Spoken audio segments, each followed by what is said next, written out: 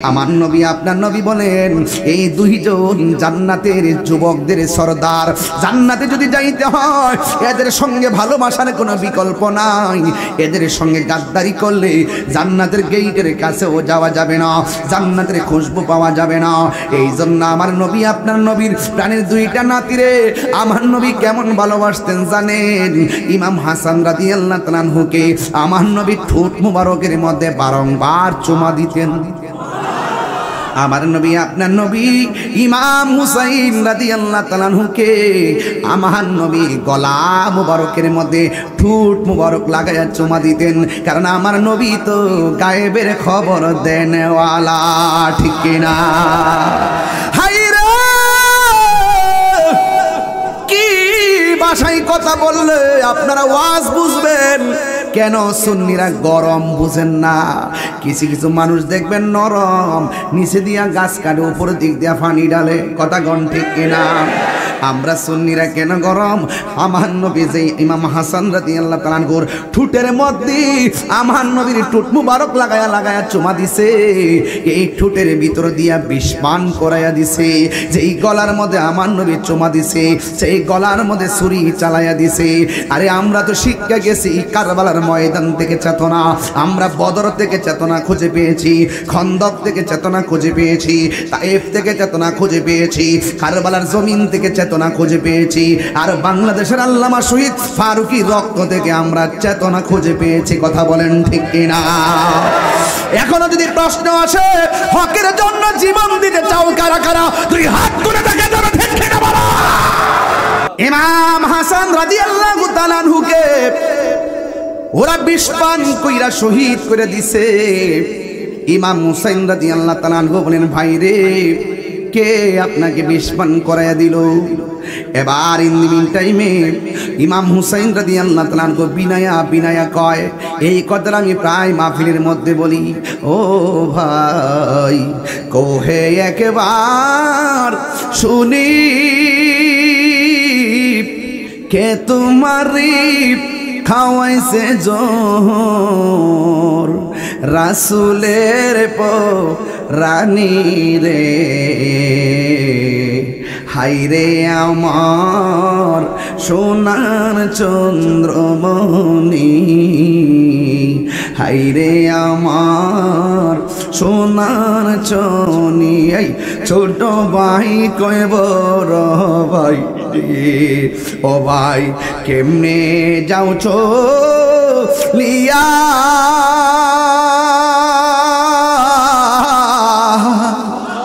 আজকে থেকে কান্দি আমি বাইহারা ইয়ারে, হাইরে আমার সোনার চন্দ্রমণি, হাইরে আমার সোনার চন্দ্রমণি।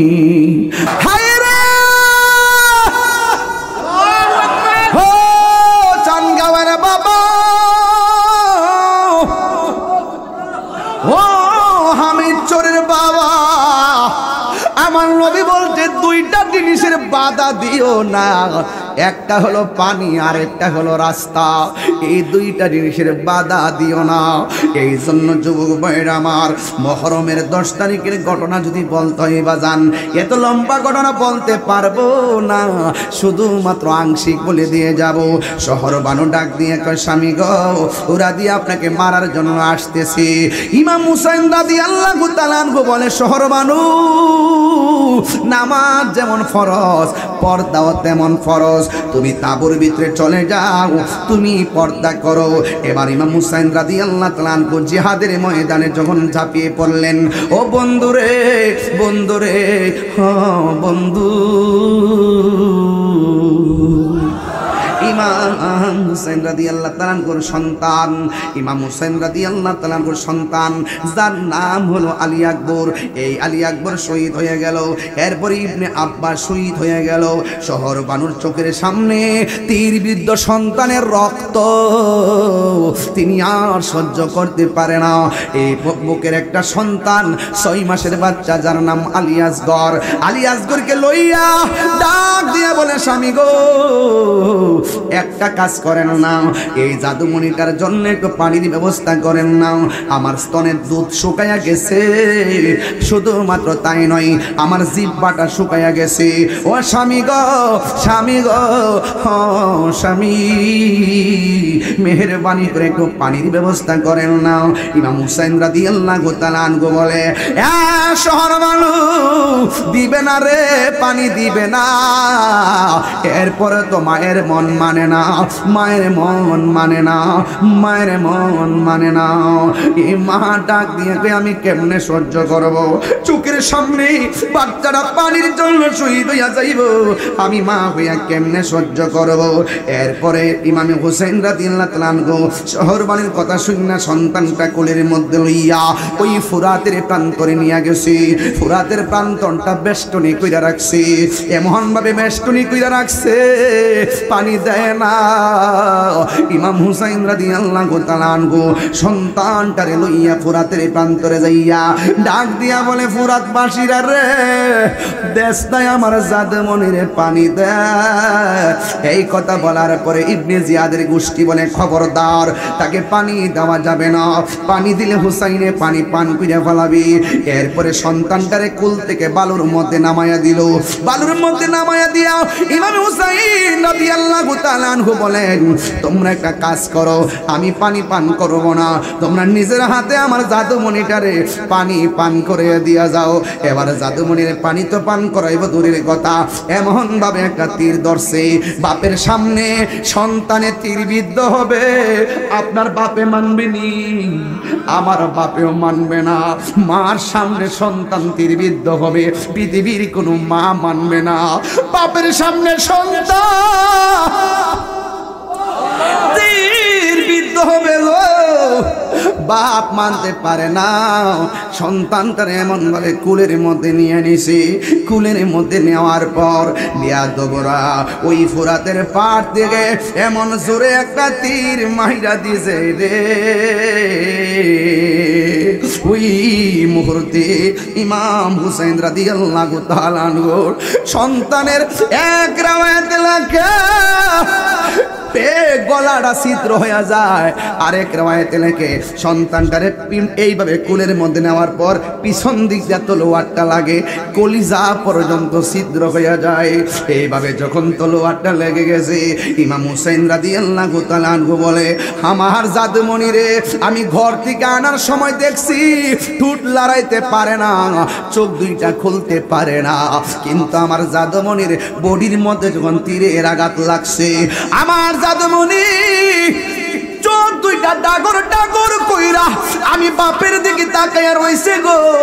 আমি তো বাবা, সন্তানের চোখের ভাষা বুঝি। সন্তান যখন চোখের ভাষা বুঝি কেমন জানুনি, সন্তান যেন আমারে ডাগর ডাগর চোখ কইরা বলতেছে, বাবা আমার আর পানি পান করা লাগবে না গো, আমি আল্লাহর হাউজে কাউসারের পানি পান কইরা আল্লাহ বলে, ও জিবরাইল, ও জিবরাইল যাও না রে চলিয়া,